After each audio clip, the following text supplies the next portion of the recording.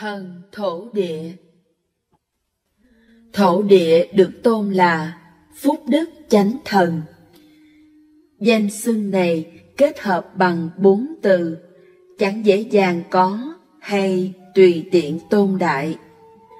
Phần đông những người kém hiểu biết còn lầm thổ địa với thần tài, nhưng thực sự không phải thế.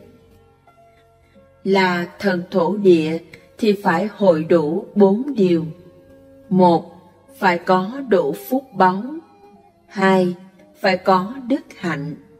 3. Phải thuộc chánh đạo, không tà. 4. Phải là yếu thần, tức vị thần rất quan trọng, không thể xem thường.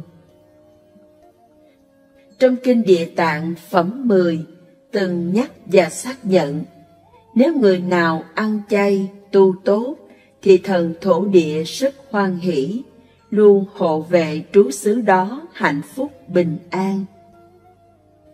Bạn không nên cho rằng mình quy y rồi thì thành bậc chánh tâm, có phúc báo đức hạnh tốt, cao hơn và vượt xa tất cả. Xin bạn hãy nhớ câu này: đạo cao long phổ phục, đức trọng quỷ thần khâm. Bạn phải có đủ đức hạnh tốt thì quỷ thần mới khâm phục. Nếu đức hạnh thiếu, quỷ thần sẽ khinh chê bạn. Mà quỷ thần dù là hạng thấp nhất đi nữa, họ cũng có ngũ thông, còn chúng ta thì chẳng có thông nào. Điều mà chúng ta cần có là đức hạnh và lòng khiêm cung. Nếu ta tu mà có tâm cao ngạo, khinh rẻ quỷ thần hay bất cứ chúng sinh nào, thì chẳng xứng đáng là kẻ học Phật chân chính. Đại sư Thánh Nghiêm từng kể câu chuyện. Khi Ngài và đệ tử ở Pháp Cổ Sơn, lúc đi trên đường có ngang qua một miếu thổ địa nọ, Ngài bèn bước vào xá lễ. Vì đệ tử thấy vậy hết sức bất bình, nói liền: thưa sư phụ, đây đều thuộc phe đảng của Diêm La Vương, chẳng nên dây dưa. Là người học Phật, sao có thể xá lễ quỷ thần kia chứ? Ngài Thánh Nghiêm đáp: người học Phật đối với tất cả chúng sinh cần phải có tâm khiêm cung. Ta lễ kính là vì ông thổ địa đây cũng là bậc đức cao hạnh quý, hộ trì một phương. Nói xong, hai người lại tiếp tục đi. Nhưng chuyện xảy ra sau đó rất lạ. Khi họ đi qua một thửa ruộng, thì anh đệ tử không cẩn thận bị té nhào xuống, hạ thể dính đầy bùn, lại bị lún càng lúc càng sâu, không thể nào thoát ra được.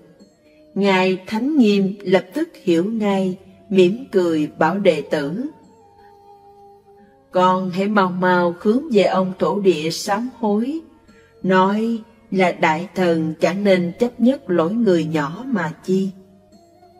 Đệ tử làm y lời thì chân liền bước lên được. Chuyện này là có thật, phải biết vị được làm thổ địa không phải là chuyện dễ. Ít nhất lúc còn sinh tiền đã tạo rất nhiều phúc thiện, đức hạnh cao, làm lợi cho một cõi bá tánh. Thế nên sau khi chết rồi, căn cứ vào phúc đức, phẩm hạnh sâu dày mới có thể làm thần thổ địa. Vì vậy bạn không nên xem thường công đức của thổ địa. Thần thổ địa cũng hộ pháp. Thí như bạn đến một địa phương nọ, tại địa phương này của người thì người quản, của quỷ thần thì quỷ thần quản. Mà cai quản chư quỷ thần đây, một số là thần hoàng thổ địa. Bạn nghĩ xem, nếu như chúng sinh cõi quỷ không ai quản, chẳng phải chúng sẽ làm loạn lên cả hay sao? Trong chùa có thờ cúng Già Lam Bồ Tát, hàng ngày đều tán tụng. Vị này cũng giữ việc quản lý quỷ thần, hộ trì an ninh cho các ngôi tự viện. Là người học Phật, đối với mọi người cần có tâm khiêm cung lễ độ, huống nữa là đối với vị phúc đức chánh thần. Về điểm này, bạn phải nhớ cho kỹ, không nên nghĩ rằng ta quy y rồi thì xem thường tất cả. Đã quy y rồi, nếu nhìn thấy ông thổ địa thì vẫn nên xá chào, để tỏ lòng cảm tạ Ngài đã hộ trì địa phương, khiến phong điều vũ thuận. Cần nên cảm ơn và học tập theo gương tốt của thổ địa, vì ông đã làm việc phúc thiện cho bá tánh cả một vùng. Hành xử khiêm cung lễ độ như vậy mới là tô bồi thêm phúc đức cho mình. Điểm này rất quan trọng, không nên quên. Quy y Tam Bảo là quy hướng nương về Tam Bảo, còn cung kính đối với thổ địa là cảm ơn ông. Phải biết chuyện xá lễ tuyệt đối không thể thay thế cho quy y, không phải là quy y ông. Sống phải biết cung kính và cảm ơn, đây chính là phẩm đức và nhân cách cần có của con người. Chúng ta không nên kiêu căng khinh mạn, vì cống cao ngã mạn là điều đại kỵ đối với người học Phật. Mỗi vị Phật đều có danh hiệu biểu trưng như Phật là vạn đức trang nghiêm, Bồ Tát Quan Âm là từ bi, Bồ Tát Địa Tạng là hiếu thuận, Ngài Văn Thù là trí tuệ, Thần Già Lam là trung nghĩa, còn thổ địa thì là phúc đức chánh thần, vì ông có phúc báo lẫn đức hạnh. Chúng ta xá chào thổ địa không phải để cầu xin chi, mà chỉ là muốn làm giống như ông, học hạnh phụng hiến, muốn biểu lộ lòng cảm ơn, tri ân ông mà thôi. Thế nên, mọi người phải khéo tu và quan tâm bảo vệ chánh pháp, đạo tràng. Quý vị hành trì kinh Địa Tạng thì nên cung kính cảm tạ thần hoàng, thổ địa, đó là thể hiện lòng tri ân. Sư Quảng Hóa.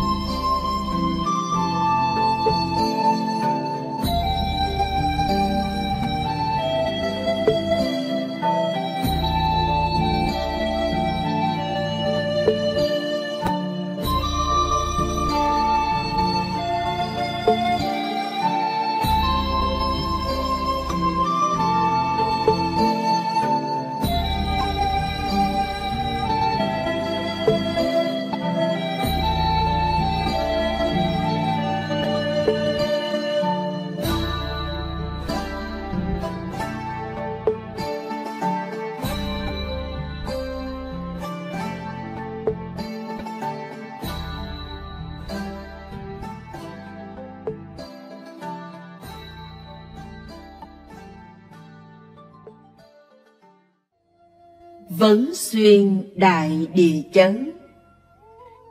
Cả đời tôi tin sâu hai điều. Thứ nhất, nhân quả Phật giảng chân thật không dối. Người ta thực sự có bị báo ứng nhân quả. Thứ hai, có những cảnh mắt thịt chúng sinh không nhìn thấu nhưng vẫn hiện hữu, và người học Phật chân chánh có thể cải đổi vận mệnh. Tôi muốn nói rằng, không có việc gì vô duyên vô cớ xảy ra.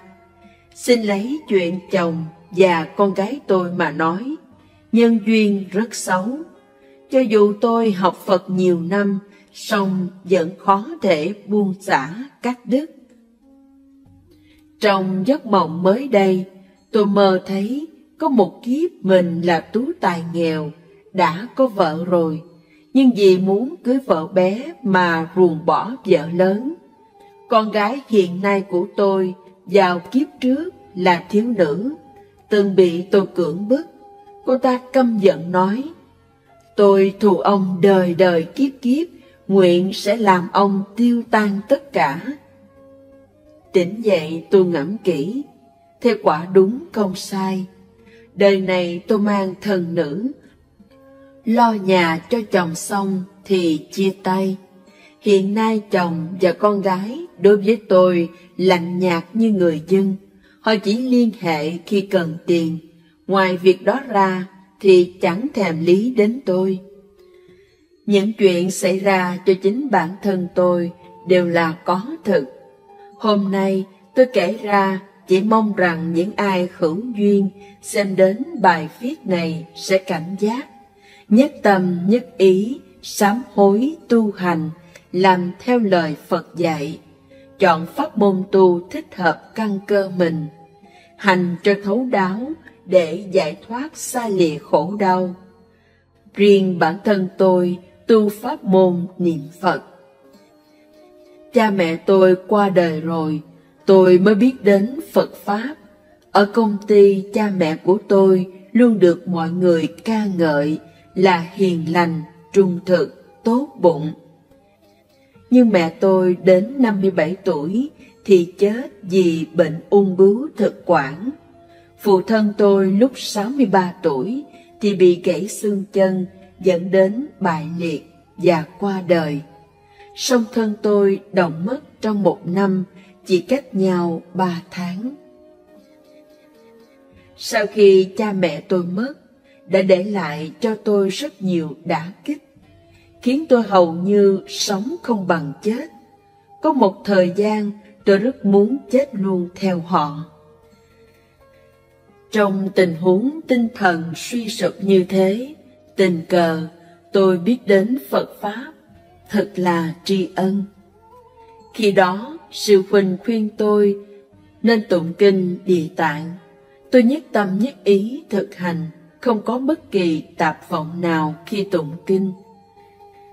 Tụng đến chỗ nàng Quan Mục độ mẫu thân, tôi cảm động vì lời thệ nguyện lớn lao của nàng, nên lệ tuôn đầm đìa, đồng thời lòng như dao cắt khi nghĩ đến song thân, đau đớn không muốn sống. Sau đó tôi mơ thấy Bồ Tát Quan Thế Âm bảo tôi, con đừng buồn thái quá, cha mẹ con lâm bảo bệnh qua đời là do nghiệp lực chiêu cảm. Bỗng nhiên tôi hiểu ra, do cha mẹ tôi sát sinh quá nặng. Mẹ tôi ưa giết gà, còn cha tôi ưa bắt cá, bắn chim. Trong kinh Địa Tạng đã tả đủ tướng trạng và tội nghiệp của người, trong đó có cha mẹ tôi. Lúc chưa biết Phật Pháp, tôi cũng đã đích thân chứng kiến. Lúc đó tôi còn cho là có lẽ do bệnh nằm lâu trên giường, bị tiêm thuốc mãi nên phát sinh ảo giác. Nhưng thực ra không phải thế. Đến sau này, khi tôi tụng kinh Địa Tạng, thấy tả cảnh oan gia trái chủ, giả biến làm thân nhân người mất, đến dẫn dụ họ đi, thì tự dưng đầu óc bừng tỉnh và hiểu ra. Thậm chí những việc hồi nhỏ tôi đều nhớ lại rõ hết, giống như xem cuộn phim chiếu trên màn bạc vậy. Tụng kinh Địa Tạng đến ngày thứ 3, tôi lại nằm mộng thấy Bồ Tát Quan Âm bảo: cha con đã đến Tây Phương, nhưng mẹ con thì còn hiện tướng. Thân trên là người, còn thân dưới có một chân là dê, một chân là bò. Nguyên là mẹ tôi hồi còn sống ở thế gian, rất ưa ăn thịt bò, dê, còn hay giết gà. Bà bị bướu thực quản phải mổ, xem như bà giết gà thế nào thì khi mổ giống thế ấy. Cổ bị rạch 10 cm, bụng cũng bị mổ, thảm đến chẳng nỡ nhìn. Cha tôi hồi còn sống ưa bắt chim trói chân chúng lại. Ngày nọ, ông té từ trên cao xuống đất, khoảng cách chỉ độ 1 mét. vậy mà bị gãy chân, dẫn đến liệt não, khổ hết chỗ nói. Sở dĩ tôi kể lẽ dài dòng là vì muốn chư vị hiểu rõ, ai được nghe Phật Pháp là có phúc duyên rất lớn. Hãy dốc lòng tha thiết, nguyện, tin, hành và đem lòng tri ân, tự biết lỗi sám hối, chân thành tu niệm.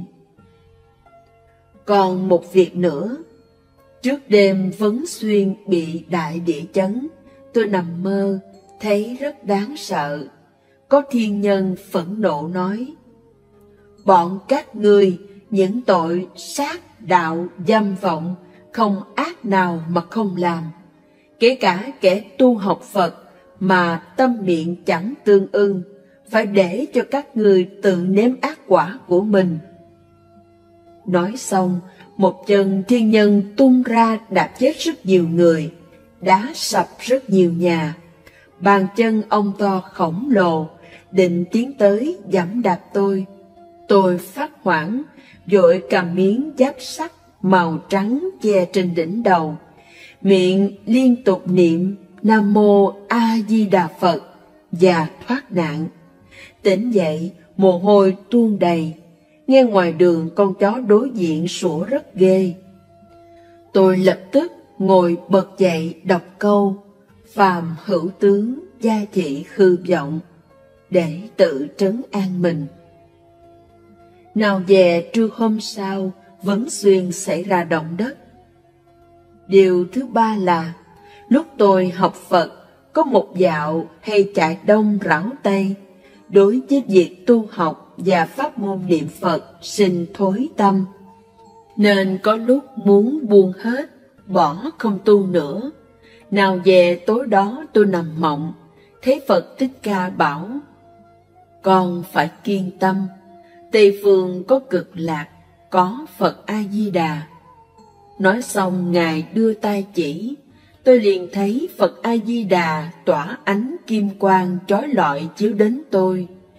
Giữa không còn xuất hiện hàng chữ vàng thật to, trên viết mấy chữ: Tây phương có Cực Lạc, Tây phương có Phật A Di Đà. Qua đây tôi muốn nói, nhân quả không hư dối. Kinh Kim Cang từng ghi: lời Như Lai là chân ngữ, thật ngữ, bất dị ngữ. Quả đúng như vậy. Hôm nay tôi kể những việc này, theo Phật Pháp giảng là không nên nói ra, nhưng do tôi thấy rất nhiều chúng sinh học Phật chỉ chú trọng hình thức mà chẳng thật tu, trong lòng rất đau xót. Phật Pháp không dễ gặp, không dễ được nghe, thân người cũng khó được. Ai được nghe, được biết đến Phật Pháp thì có thể nói là nhiều đời nhiều kiếp họ đã trồng căn lành chín mùi nên mới được gặp Phật Pháp. Đã gặp rồi thì nên tu tốt để báo đáp Phật ân. Nguyện đem công đức này hồi hướng cho tất cả, cầu cho tất cả oan thân trái chủ, những chúng sanh bị hại, đời này tâm hận chấp tiêu trừ, phúc huệ tăng trưởng, sớm vãng sinh thiện đạo. Cư sĩ Viên Chiếu.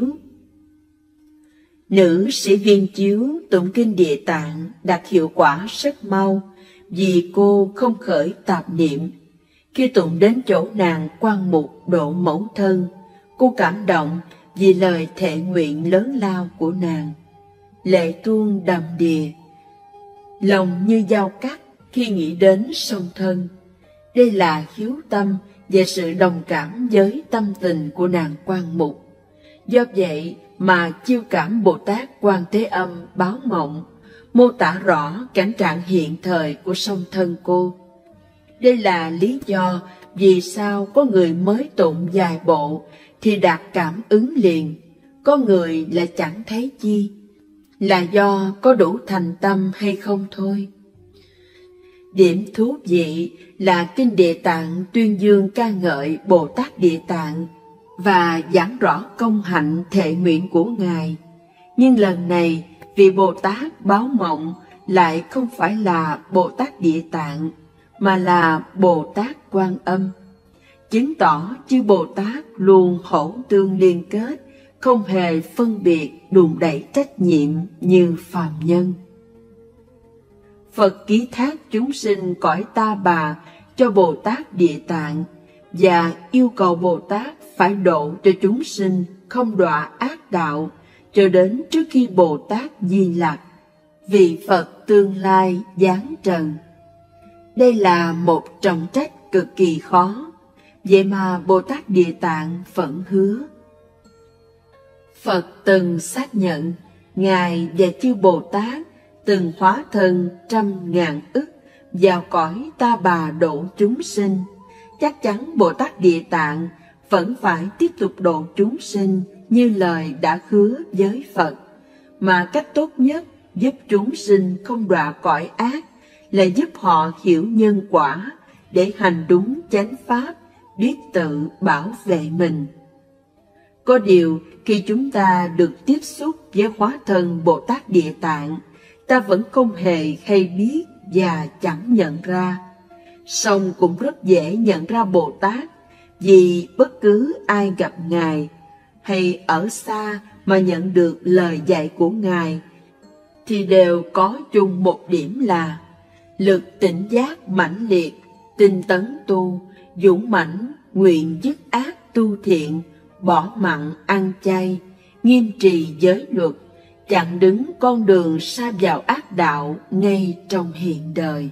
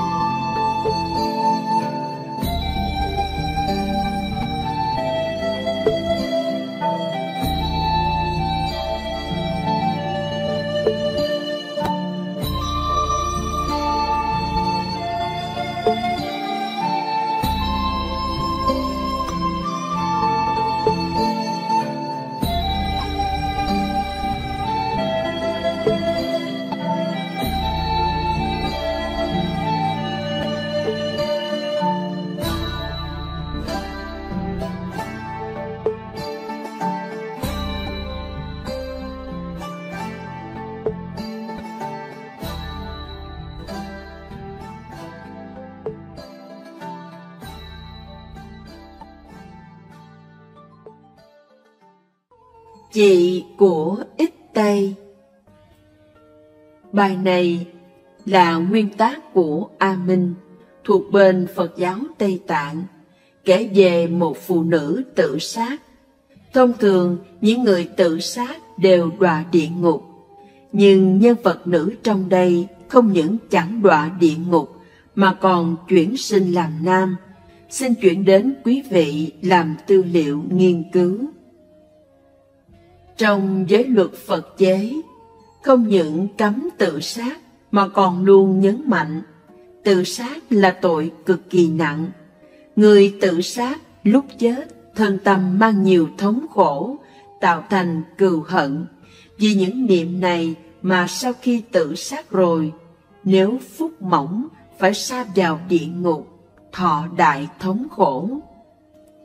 Những người có hành vi tự sát ngay trong đời này là đã gieo hạt giống tự sát vào tàn thức, tạo thành tập quán, nên có thói quen ưa tự sát, khiến tương lai đời đời kiếp kiếp họ rất dễ dàng tái lập hành vi tự sát.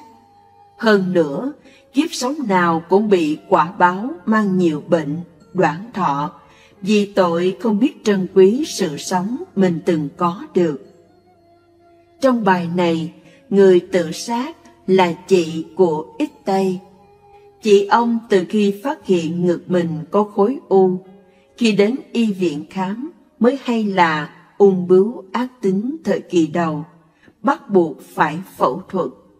Nhưng do y viện không đủ điều kiện nên phẫu thuật không thành công, mà còn dẫn đến hậu chứng viêm nặng. Sau đó bệnh phát tán dữ dội. Chị ông chữa trị một thời gian rồi, do chịu không nổi bệnh đau và thống khổ hành hạ, lại vì bệnh này mà khiến kinh tế gia đình càng thêm khó khăn. Cùng đường, chị treo cổ chết. Ít Tây mỗi lần kể lại chuyện này tỏ ra rất thương tâm. Ông đã mời thỉnh rất nhiều cao tăng người Tạng lẫn Hán, liên tục tụng kinh cầu siêu cho chị mình. Do tôi và Ít Tây có duyên lành, may mắn được quen nhiều vị có thần thông. Vì vậy, ông đã nhiều lần hỏi họ về việc chuyển thế đầu thai của chị mình. Kết quả, mỗi lần hỏi đều có đáp án trùng khớp giống nhau đến ngạc nhiên. Trong đây, có vài lần tôi tận mắt chứng kiến.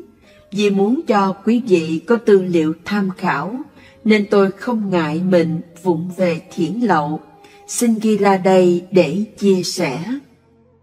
Do chuyện này xảy ra đã khá lâu, nên khi thuật lại khó đầy đủ chi tiết.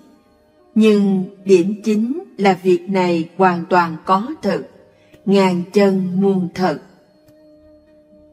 Lần thưa hỏi vị thần thông thứ nhất, tôi quen nữ Lạc Ma này nên đã xin bà cái hẹn để dẫn Ít Tây tới gặp, giúp ông giải tỏa những điều thắc mắc. Dù Ít Tây nghe tôi giới thiệu rồi, song vẫn có chút hoài nghi về năng lực của vị này. Gặp nhau xong, qua một hồi thưa hỏi, ông mới tin vị này thật sự có thần thông. Thế là ông hỏi việc chuyển thế của chị mình. Sau một hồi quan sát, vị sư nữ này tả rõ tình huống chuyển thế của chị ông. Mặc dù tôi có mặt tại đó, nhưng thời gian tính đến nay đã quá lâu, nên quên hết các tình tiết tỉ mỉ. Tôi chỉ nhớ rằng vị này nói chị của Ít Tây đã chuyển thế đầu thai đến một gia đình có 6 người, hiện là một bé trai 2 tuổi. Còn tả rõ nhà đó có mấy phòng, không phải nhà lầu, xây nơi sườn núi và có một con sông gần đó, tương đối bà mô tả rất kỹ. Nghe vậy, Ít Tây nửa tin nửa ngờ, bởi lúc chị ông chết, người trong nhà không kịp báo tin cho ông hay, phải một thời gian lâu ông mới biết. Ít Tây nghĩ rằng chị mình treo cổ chết, hơn nữa suốt trong 49 ngày, người nhà không có mời Đại Đức Cao Tăng siêu độ. Như vậy, theo lý, đương nhiên thì phải vào địa ngục, không thể nào có chuyện chị chẳng vào địa ngục mà còn được chuyển sinh làm nam. Tôi bèn biện bác, cho dù anh biết hung tin chị mất rất muộn, nhưng cũng đã tận lực tụng kinh cầu cho chị, nên nhờ vậy mà chị được siêu thoát. Hơn nữa, số tuổi đứa bé tái sinh kia xét ra rất ứng hợp với thời gian từ sau khi chị anh mất. Nhưng Ít Tây vẫn không chịu thừa nhận. Anh khăng khăng nói là mình tu hành không giỏi. Cho dù có tụng kinh cầu siêu thì cũng không có đủ uy lực mạnh như thế. Tôi phản đối. Người tụng kinh có thể kém công đức, nhưng uy lực kinh điển Đại Thừa là vô biên. Hơn nữa, nghiệp duyên không thể nói hay suy lường được. Chị anh chẳng vào địa ngục mà chuyển sinh làm nam cũng không phải là chuyện lạ khó tin. Hơn nữa, anh cũng có mời chư tăng Hán Tạng cầu cho mà. Nhưng Ít Tây vẫn còn băn khoăn. Lần hỏi thứ hai. Sau đó 2 năm, tôi và Ít Tây lại tìm hỏi một vị thuật sĩ là Lạc Ma Kiên Tán.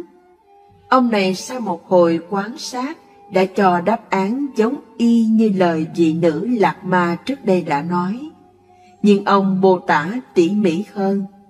Có điểm khác biệt là bé trai kia giờ đã tăng thêm 2 tuổi. Do 2 năm sau Ít Tây mới thưa hỏi tiếp. Lần này Ít Tây rất kích động.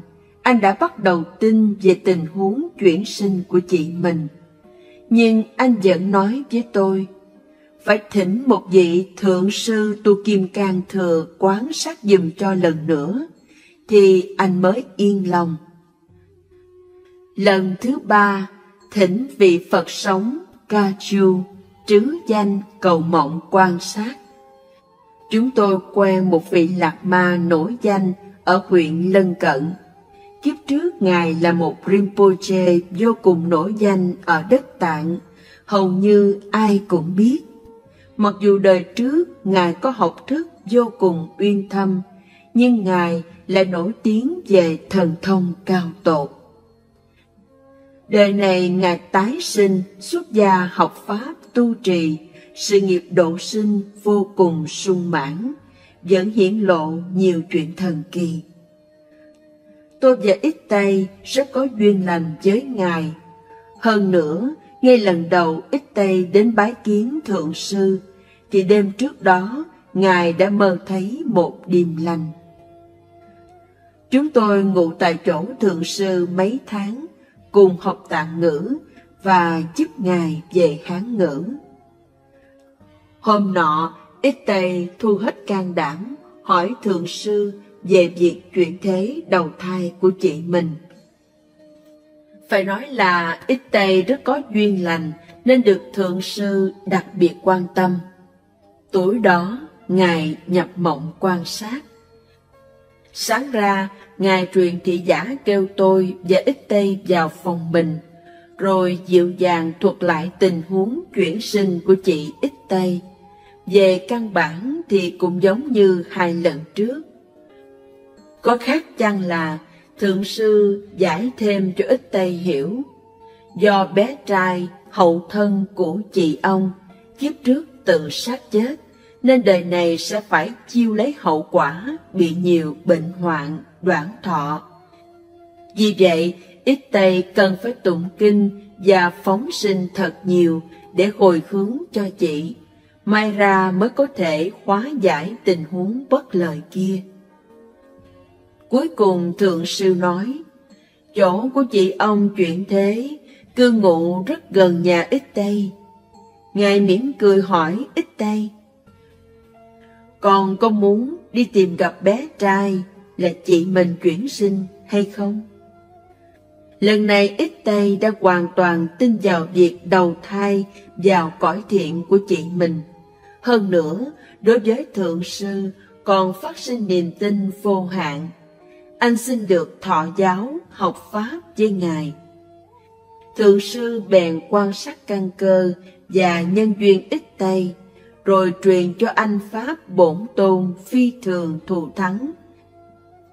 Sau đó, Ngài giới thiệu anh đến thọ giáo với một vị Lạc Ma thành tựu đại viên mãn.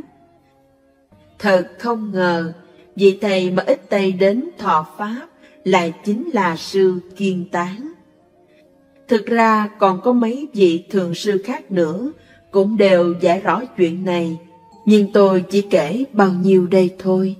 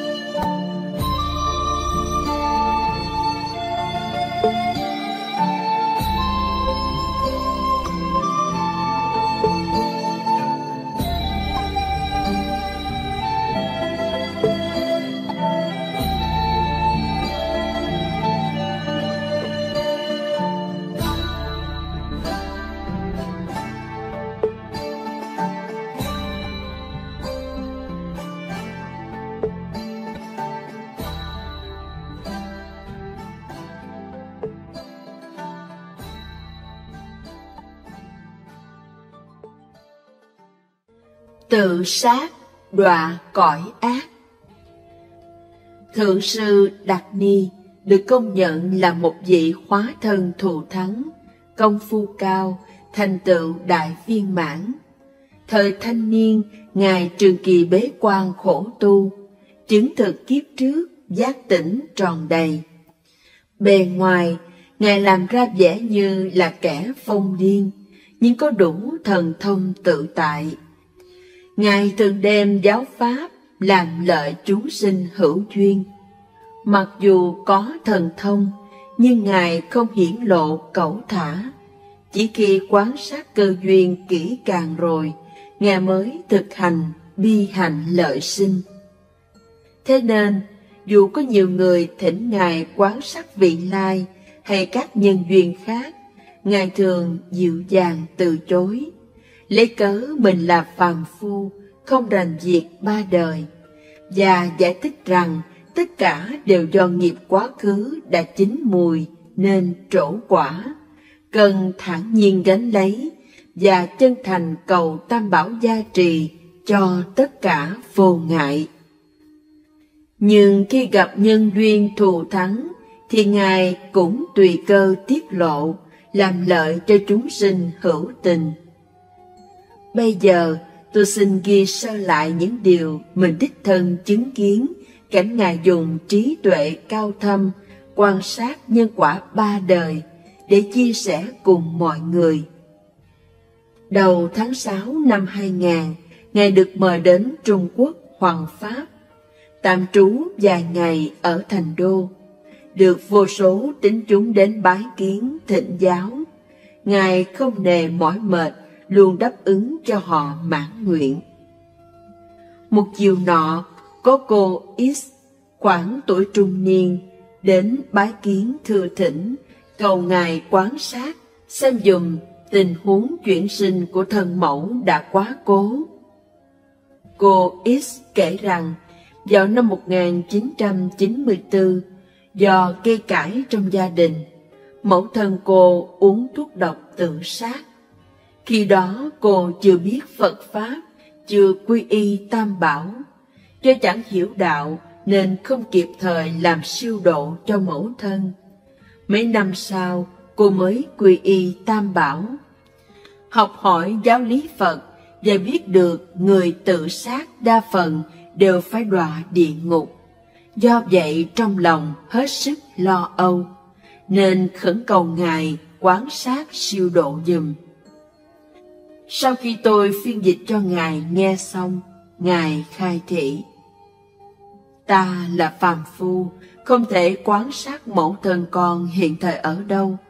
Nhưng nếu như con phóng sinh 500 mạng, ta sẽ phụ gia công tu trì hồi hướng, người chết ắt có thể vãng sinh cõi lành. Cô X nghe vậy, cảm ơn vạn phần, không ngừng hướng Ngài đảnh lễ, mắt tuôn lệ đầm đìa. Có lẽ nhờ khiếu tâm cô chiêu cảm, Đại sư bỗng thốt ra lời giải rõ việc chuyển sinh của thân mẫu cô. Té ra mẫu thân, người Ấn Độ của cô, sau khi tự sát rồi, lập tức đọa vào cõi ác, sinh làm độc xà. Cứ thế trải qua nhiều kiếp sinh sinh tử tử, bà vẫn làm độc xà, chưa từng thoát ly thân rắn. Sau này, nhờ người nhà thỉnh tăng chúng siêu độ cho, nên thân mẫu cô trong thời gian ngắn tạm thoát kiếp độc xà, được chuyển sinh vào cõi lành. Nhưng do thiếu thiện căn, chẳng được biết Phật Pháp tu trì, nên bà lại đọa làm độc xà tiếp tục. Cứ thế, bà mang thân rắn tới lui rất nhiều lần. Kỳ này Đại sư đặc biệt hứa sẽ tụng kinh gia trì, hỗ trợ bà vãng sinh tịnh độ. Ngài còn dặn dò cô X nhất định phải tạo phúc, như phóng sinh, tụng kinh, hồi hướng thêm cho mẹ. Tôi phiên dịch lời Ngài dạy cho nữ sĩ nghe. Cô phi thường cảm kích, xác nhận. Sư nói về mẹ cô như thế là rất đúng. Bởi vì lúc mẫu thân qua đời, cô vẫn chưa quy y, mãi đến năm 2005 mới bắt đầu quy y. Quy y xong thì cô đã nhiều lần tại các chùa trên đất Hán tổ chức đạo tràng thủy lục để cầu siêu cho mẫu thân. Sau đó, cô thường nằm mộng thấy mẹ mình hiện tướng rất thống khổ. Vì vậy, trong lòng luôn lo lắng bất an. Gần đây, có lần cô nằm mơ thế này. Mới đầu, thấy mình cùng mẫu thân đi dạo trên đại lộ. Sau đó thì không thấy mẫu thân đâu. Chỉ thấy có con đại mãng xà đang đẻ trứng trên đường. Tỉnh mộng rồi, trong lòng cô càng thêm bất an khủng hoảng, sợ rằng mẫu thân đã đọa vào thân rắn. Lần này, nghe tin đại sư tạm lưu lại Thành Đô, cô mạo muội đến thỉnh giáo. Không ngờ, may mắn được nghe Ngài nói ra chuyện chuyển sinh của mẹ. Đối với ân đức này, cô vô vàn tri ân và càng tăng thêm tín tâm. Cô hứa sẽ làm theo lời Ngài dạy, nỗ lực tạo phúc cho mẹ và xin được y chỉ thượng sư, nương theo Ngài tu trì thật tốt để sớm thoát luân hồi, làm lợi chúng sinh. Những người có phúc duyên hiện diện tại đó, sau khi nghe Đại sư giảng, đều phát sinh tín tâm đối với Ngài và nhân quả ba đời, nguyện theo Ngài hành pháp tu trì. Những điều tôi ghi thuật ra đây đều có chúng cư sĩ tại hiện trường làm chứng, là chuyện chân thực, không dối. Giải thích thêm, có những cuốn sách do người khai mở thiên nhãn bên Tây Phương lẫn Đông Phương viết thuật. Họ kể về cảnh giới của người tự sát sau khi chết rất thê thảm, có nhiều điểm giống nhau. Nếu người tự sát biết rõ cảnh khổ khốc liệt đang đón chờ họ, thì chắc chắn họ sẽ không dám tìm đến cái chết. Kẻ tự sát sau khi chết rồi phải nhận lãnh thống khổ to lớn gấp 100 lần khi sống. Tất nhiên, thông thường họ phải đọa địa ngục. Nhưng do dương thọ chưa tận, đời này quả báo phải trả cũng chưa hoàn xong, nên quả báo càng chồng chất và họ phải tự gánh lấy. Chưa kể còn có thêm tội bất hiếu và tội tự hủy hoại thân. Sau khi người tự sát được định án xong, liền bị quỷ sứ đưa đến chỗ họ đã tự sát. Nếu tuổi thọ họ là 70 mà 40 tuổi đã tự sát, thì họ phải quay về địa điểm mình đã tự sát, hàng ngày tái hiện lại hành vi này. Kẻ nhảy lầu thì mỗi ngày đều tại địa điểm đó tái hiện động tác nhảy lầu. Nghĩa là phải diễn lại động tác đã tự sát của họ suốt 30 năm, cho đến khi hết dương thọ thì mới rời khỏi nơi đây và quay xuống địa ngục thọ báo. Mãn kiếp thì lên làm súc sinh hoặc người không bình thường hay tàn tật. Hơn nữa, họ còn bị nghiệp tự sát tiền thế một bề đeo đẳng, khiến họ đời đời kiếp kiếp ưa tự sát. Điều này rất đáng sợ, vì chủng tử tự sát đã đeo theo, ăn sâu vào tàn thức họ. Vì vậy, ngàn vạn lần bạn không nên tự sát, vì sẽ khổ vạn kiếp khó ngoi lên.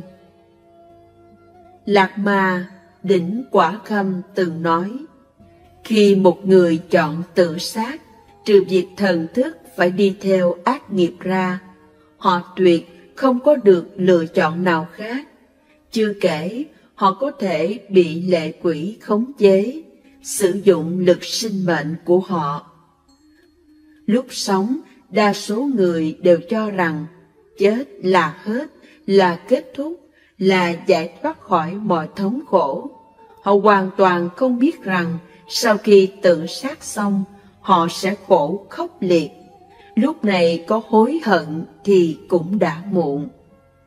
Những vong tự sát rất khó có được cơ hội sinh làm người, bởi thân người khó được mà họ lại chẳng biết trân quý, tự đi tìm cái chết, phụ bỏ thân người, phụ bỏ cơ hội sống nhân nghĩa lương thiện, phụ bỏ ân dưỡng dục của cha mẹ.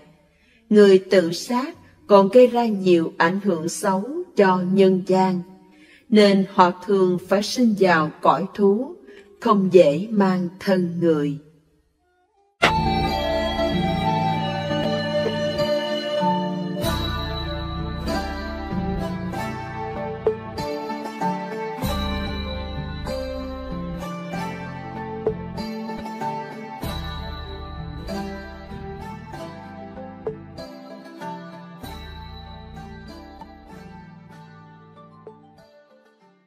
Hướng Phật xin công tác. Tôi học Phật được mấy năm, do gần đây con trai bị bệnh, tôi đã đem cháu đi chữa trị khắp nơi, nhưng vô hiệu. Sau này tình cờ lên net, nhìn thấy trang web Tiểu viện Sơn Tây của Phật giáo, tôi bèn thỉnh một cuốn kinh Địa Tạng đem về nhà đọc, với hy vọng biết đâu may gặp thuốc hay có thể cứu được con.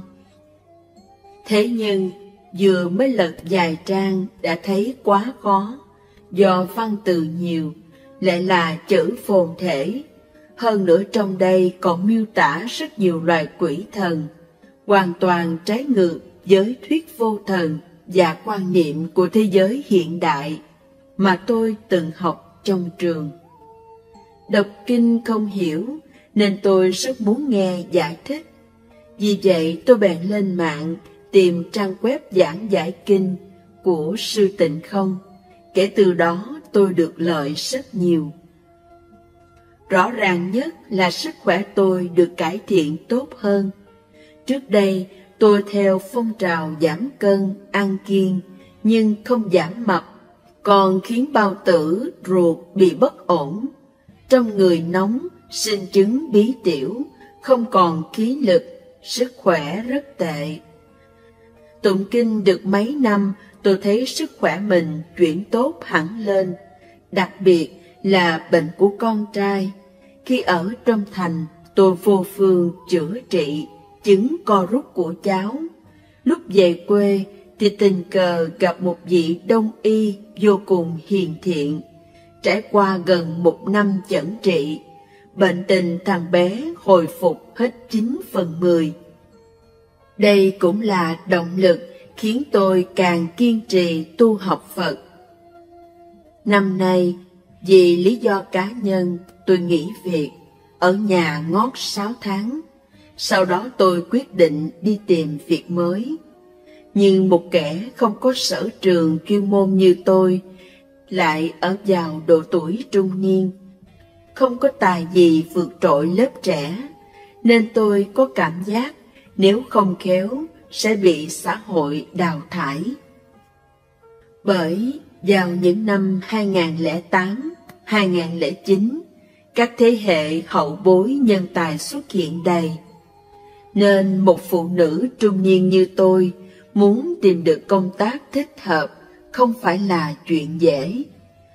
May mà tôi được nghe Phật Pháp, gặp thầy chỉ dạy, nên hiểu tất cả đều là nhân duyên. Vì vậy mà có thể quẳng gánh ưu tư để vui vẻ sống. Trong lúc lên net tình cờ, tôi nhìn thấy các pháp hữu huynh đệ khác cũng đăng tin trao tìm việc, xem rất hay, lạ và thú vị. Thế là tôi cùng bắt chước tự thảo một tờ đơn tìm việc như sau. Tôi rất mong tìm được việc theo tiêu chuẩn: 1. Chánh nghiệp, chánh mạng. 2. Chỗ làm gần nhà để có thời gian học Phật. Xin phát nguyện: 1. Mỗi một cử tâm động niệm đều luôn cẩn thận, nguyện đoạn ác tu thiện, cầu sinh tịnh độ. 2. Hằng ngày xin tụng một bộ kinh Vô Lượng Thọ, niệm Phật từ 1 tiếng đồng hồ trở lên, lạy Phật 100 lễ. 3. Nếu có được công tác rồi thì mỗi tháng sẽ trích ra 20% thu nhập dùng làm từ thiện, in ấn, phóng sinh, cứu bần, vân vân. Tờ nguyện vọng công tác tôi viết giản đơn, bởi vì thấy mình không có phúc báu nên chẳng dám đòi hỏi nhiều, chỉ mong được chỗ làm gần nhà, có thời gian chăm sóc gia đình và tu học thì quý rồi. Tờ đơn tìm việc viết xong, tôi cứ theo công khóa ấn định trong đó mà thực hành. Nếu có thông báo tuyển người thì sẽ thấy trên mạng.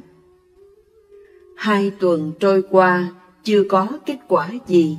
Đến tuần thứ 3, thấy trên mạng có nhà nọ thông báo tuyển dụng, nhưng xem lại điều kiện tôi thấy không hợp với mình nên chẳng xin vào. Lại mấy ngày trôi qua, có đơn vị nọ thông báo tuyển dụng. Tôi thu hết can đảm viết đơn xin việc gửi đi. Nào ngờ được công ty hồi đáp, mời đến gặp mặt thử. Sau đó tôi vào sở làm như hiện nay. Sáng 9 giờ, chiều 5 giờ, chỗ làm cách nhà chừng 45 phút lái xe, y như tâm nguyện mong muốn của tôi. Vì đây là công tác giúp đỡ người, thuộc chánh mạng, chánh nghiệp. Tôi nhớ đến lời Sư Tịnh Không từng nói, trong Phật môn có cầu tất ứng. Nếu cầu bất ứng, vấn đề là do nơi chúng ta. Hiện tại tôi đã đi làm việc được 2 tháng rồi. Xin cảm ơn chư Phật, Bồ Tát, Long Thiên, Thiện Thần, cảm ơn chư Pháp Sư đã hết lòng dạy dỗ con. Đệ tử Tam Bảo, ngày 10 tháng 1 năm 2016.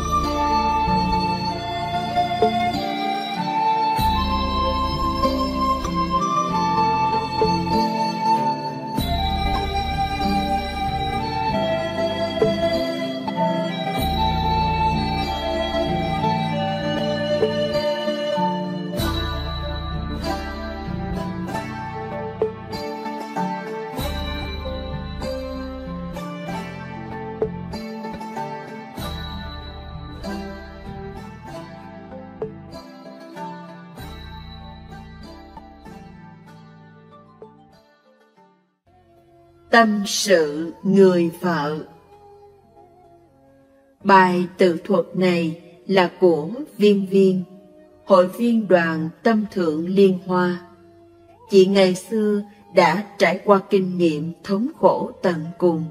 Sau đó may gặp thiện tri thức, chị phát tâm sám hối, tu trì, sửa lỗi và từng bước mài luyện tâm. Đến nay chị hoàn toàn thay đổi, được hoán cốt trùng sinh. Sau đây là lời kể của chị.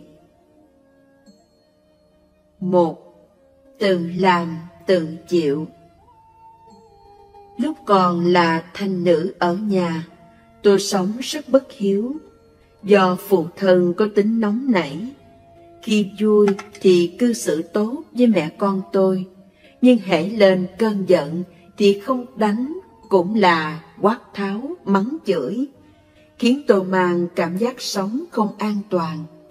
Tâm tư luôn bị áp chế kìm nén. Do vậy mà tôi thường tránh mặt phụ thân, hiếm khi chịu trò chuyện cùng ông. Hễ vừa thấy ông là tránh ngay.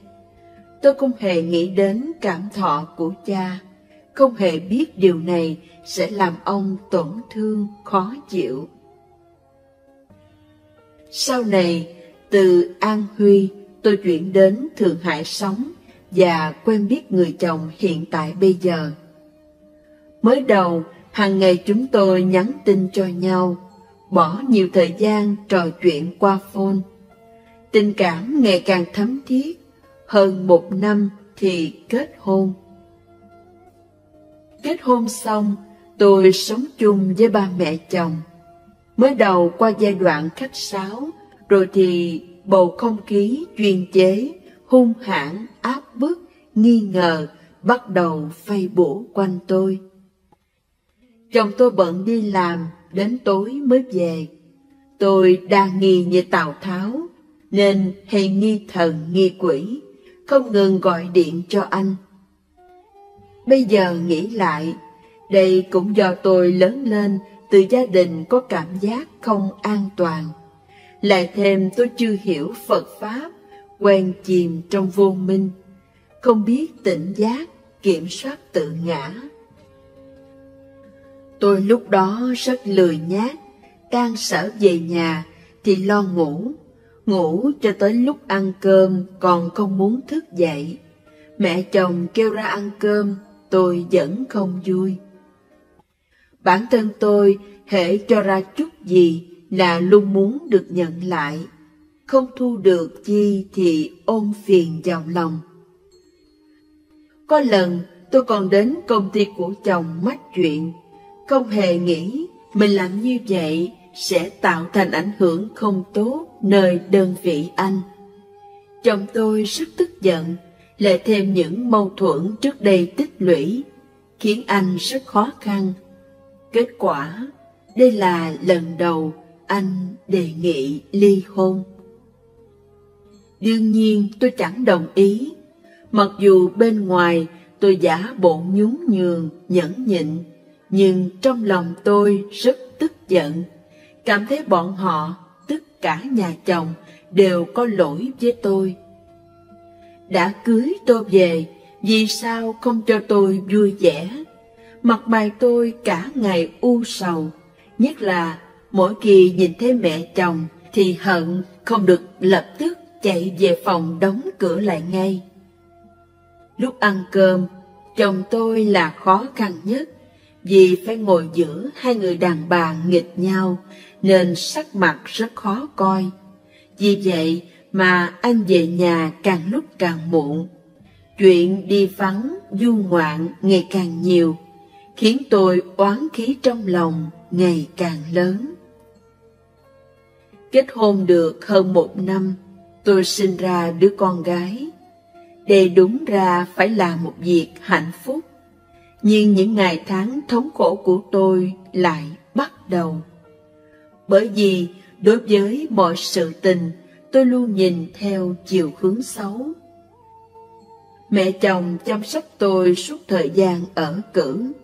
Bà có bệnh suy nhược thần kinh, tối hay bị mất ngủ.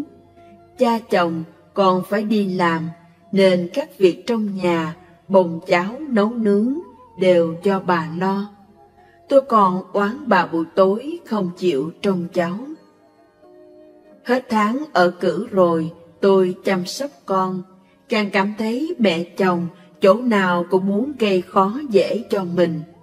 Hễ tôi xem tivi, bà cố ý nghiêng người không cho tôi xem. Tôi thay đồ cho con rồi, bà lại cố tình thay cho cháu bộ khác nữa. Bây giờ nghĩ lại, thực ra những việc mẹ chồng làm là không có gì sai. Tất cả đều do tôi quá nhạy cảm, quá đa nghi, tự mình suy diễn chủ quan thôi. Lúc đó, mỗi lần về nhà thăm cha mẹ ruột, tôi luôn than kể mẹ chồng và phu quân đối với tôi không tốt. Mẹ tôi yêu con gái nên binh tôi và nghiến răng trách họ. Cha tôi ở cạnh cũng nổi lôi đình theo. Khi con tôi được 6 tháng, tôi đòi đi làm, đem con giao cho mẹ chồng. Vì không muốn gặp mặt mẹ chồng, nên tôi cứ sớm đi tối về. Chồng và con tôi đều chẳng quản. Cuối cùng dẫn tới một ngày, xung đột bùng phát. Mẹ chồng thấy tôi cả ngày chẳng quản gia đình, cũng chẳng lo cho con. Bà hết nhịn nổi, bèn tìm đến nhà tôi để mắng vốn. Do trước đó tôi đã ca cẩm nhà chồng rồi, nên khi mẹ chồng tôi vừa vào đến cửa, thì mẹ tôi nổi đoá, gây cãi với bà, âm ỉ tới mức đồ đạc bị ném tung ra ngoài. Lần xung đột này mở màn cho chồng tôi cùng đứng lên bên mẹ. Anh kiên quyết yêu cầu ly hôn. Hơn nữa còn cấm không cho phép tôi ngụ lại trong nhà họ. Một mình tôi thuê nhà ngủ bên ngoài, con gái không thể gặp, chồng cũng không thể đến. Tôi còn phải đối diện với sự truy hỏi và tức giận của cha mẹ. Lúc đó, trong lòng tôi có hối hận, nên đã ngỏ lời xin lỗi với chồng. Phu quân tôi rất tốt, anh cho tôi tiền thuê phòng. Mỗi cuối tuần đều để tôi được gặp con gái. Bây giờ nghĩ lại mới thấy anh và mẹ chồng tôi thật là từ bi, khoan hồng độ lượng. Duy chỉ lần này, bất kể tôi cầu xin thế nào, anh vẫn kiên quyết đòi ly hôn. Hằng ngày tôi thui thủi một mình trong phòng thuê, ngồi khóc mướt. Ngày nào cũng chỉ ngủ 3-4 tiếng, khóc mệt thì ngủ, sau đó thức dậy thì tiếp tục khóc ướt đẫm chiếc gối. Tôi nhớ con gái, trong lòng đau như dao cắt. Đầu tóc tôi chỉ mấy tháng mà bạc đi rất nhiều. 2. Càng đi càng sai. Chìm trong mê muội thống khổ cực đoan, tôi bỗng nhớ tới Bồ Tát Quan Âm cứu khổ cứu nạn. Thế là vội đến chùa chiêm lễ tôn tượng từ bi của Ngài, rồi thỉnh một tượng nhỏ của Ngài về thờ. Hằng ngày đứng trước Ngài lễ bái. Lúc đó tôi hoàn toàn không hiểu thế nào là tu hành chân chánh theo Phật Pháp. Chỉ nghĩ rằng lễ trước Ngài như vậy là tin Phật, Ngài sẽ chúc phúc cho tôi. Không ngờ đối với một kẻ hiểu biết Phật Pháp cạn cợt như tôi, mà Bồ Tát cũng rủ lòng xót thương gia hộ. 3 tháng sau, chồng tôi nghe bạn bè khuyên giải, chẳng đòi ly hôn nữa. Lúc đó, tôi tuy có ý hối hận và mừng vui vì nguyện ước đạt thành, nhưng trong lòng vẫn còn nhiều điều chưa cam tâm. Con cảm thấy mình là kẻ bị hại, là một nàng dâu trẻ bị bên chồng ức hiếp đuổi ra khỏi nhà. Tôi ở ngoài thuê nhà cư ngụ ngót 3 năm. Trong 3 năm này, chồng tôi cũng thành ra ở 2 chỗ. Những tình tiết trong đây khó mà kể hết. Sau 3 năm, nhà cũ bên chồng tôi được phá bỏ, giải tỏa, di dời định cư, nên chúng tôi được chia một căn nhà. Lúc đó tôi nghĩ, bây giờ cuối cùng đã có thể không còn phải ngủ chung với mẹ chồng nữa. Tôi không nhìn thấy mẹ chồng, tóc ngày một bạc, hình dung tiều tụy, thân thể gầy ốm, đối với những gì bà đã hy sinh cho con trai. Lúc đó tôi nghĩ rằng tất cả bất hạnh của mình là do bà tạo ra. Thế nên tôi tự tạo nghiệp chướng hết chỗ nói. Mang tâm tư đó thì bi kịch chắc chắn phải xảy ra. Trong thời gian sửa sang nhà mới, chồng tôi để tôi quản lý phụ lo. Nhưng tôi bất kể, tôi chỉ chăm chăm nhìn vào một điều là trên giấy tờ nhà có viết tên tôi hay không. Chồng tôi nói muốn làm giấy tờ nhà thì nội giao tế chi phí cũng tốn mấy vạn. Hiện tại anh chưa có đủ tiền, nên khuyên tôi hãy đợi mấy năm nữa hẳn làm giấy, không cần phải gấp. Tôi nghe anh nói vậy rất tức giận, bắt đầu nghi ngờ anh. Tôi không thèm nấu cơm cho anh ăn. Hàng ngày chiến tranh lạnh, con gái tôi cũng không thèm quản. Trong óc tôi toàn chỉ nghĩ, anh chẳng làm giấy tờ nhà chính là không thực lòng sống với tôi. Càng nghĩ càng tức, ôm đầy sầu muộn. Dường như khí giận khiến tôi bị ù bướu tuyến sữa. Khi đi khám thì tế bào đã biến dị, phải chữa hóa trị đan xen. Bác sĩ nói, để muộn 6 tháng sẽ khó trị. Trong một lần chồng tôi muốn ăn cơm mà tôi không thèm nấu, nên xảy ra xung đột.